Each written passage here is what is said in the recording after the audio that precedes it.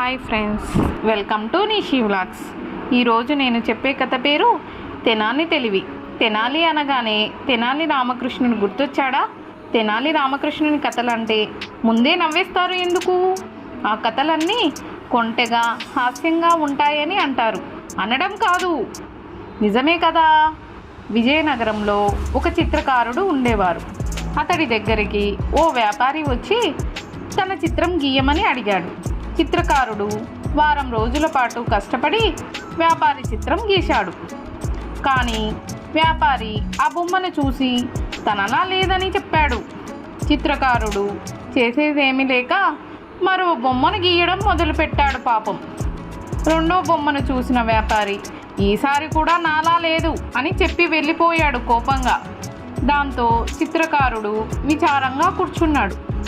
అటుగా వచ్చిన తెనాలి రామలింగుడు చిత్రకారుణ్ణి పలకరించి అతడి బాధకు కారణం అడిగాడు. అంతా విన్నాక వ్యాపారికి బుద్ధి వచ్చేలా చిత్రకారుడికి ఒక ఉపాయం చెప్పాడు. తెనాలి రామలింగుడు చెప్పినట్లే చిత్రకారుడు తన దగ్గరున్న వ్యాపారి బొమ్మలో ఒక దాని మీద దద్దమ్మ అని, రెండో దాని మీద చవట అని రాసిపెట్టి ఇంటి ముందర ఉంచాడు. మూడోసారి తన చిత్రం కోసం వచ్చిన వ్యాపారి ఆ బొమ్మల్ని చూసి చిత్రకారుడి మీద కోపడ్డాడు. చిత్రకారుడు ఆ బొమ్మ మీది కాదన్నప్పుడు ఎందుకు ఇంత కోపం వస్తుంది, ఎందుకంత ఆగ్రహం అని గట్టిగా వాదించాడు.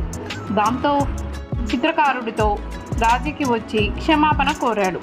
ఆ రెండు బొమ్మల్ని కొని ఇంటికి తీసుకువెళ్ళాడు. చిత్రకారుడు ఎంతో సంతోషించి తెనాలి రామలింగుడికి ధన్యవాదాలు తెలిపాడు.